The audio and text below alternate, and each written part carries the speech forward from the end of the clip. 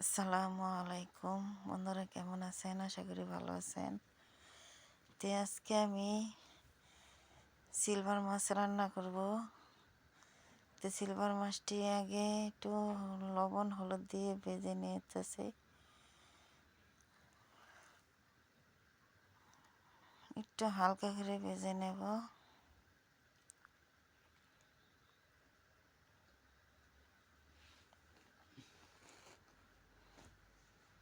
তো কীভাবে রান্না করি ভিডিওটি দেখতে থাকেন, আমার পাশেই থাকেন।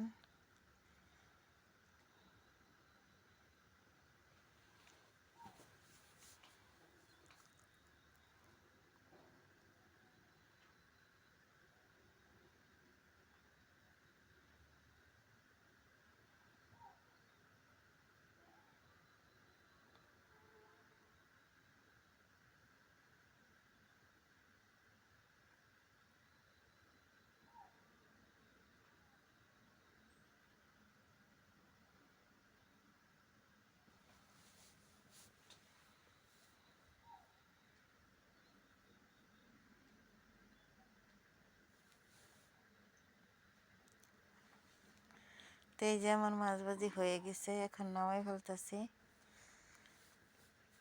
তো এখন এই কড়াইতে তেল দিয়ে দিলাম,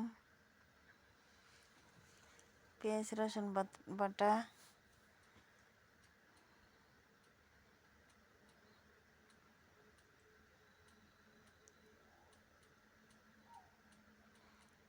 হলুদের গুঁড়া, মরিচের গুঁড়া, ধনিয়ার গুঁড়া,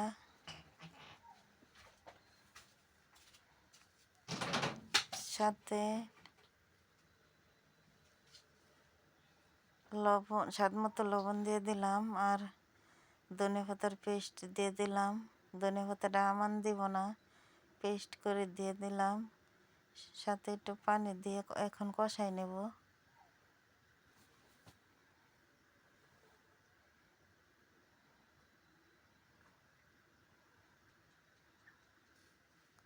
এখন একটু জল দিয়ে আবারও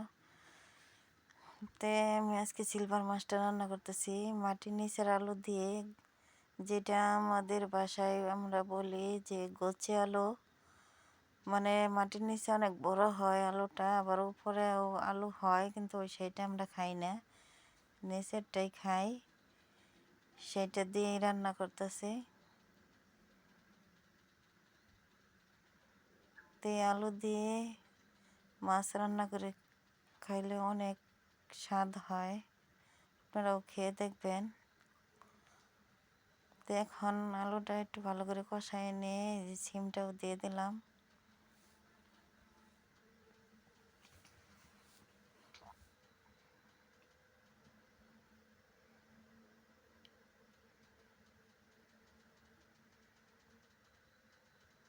তরকারিটা একটু ভালো করে কষানো হয়ে গেলে পরে ঝোল দিয়ে দেব।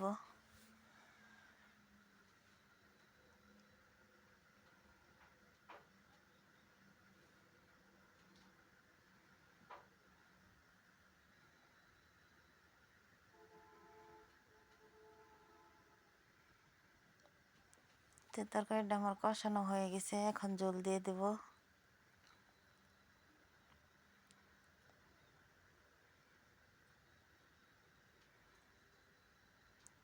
এখন এই ঝোলটা একটু বলক এসে গেলে তারপরে মাছটা দিয়ে দেব। এখন মাছটা দিয়ে দিচ্ছি, ভেজে রাখা মাছটা।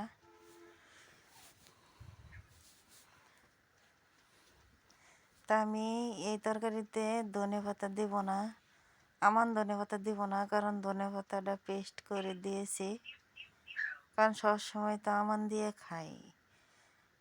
আজকে আমি ধনেপাতাটা পেস্ট করে দিলাম।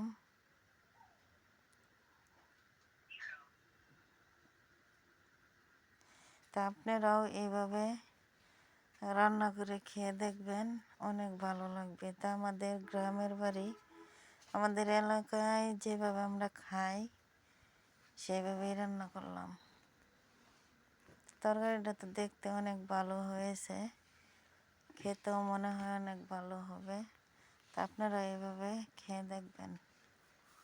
এই দেখেন আমার তরকারি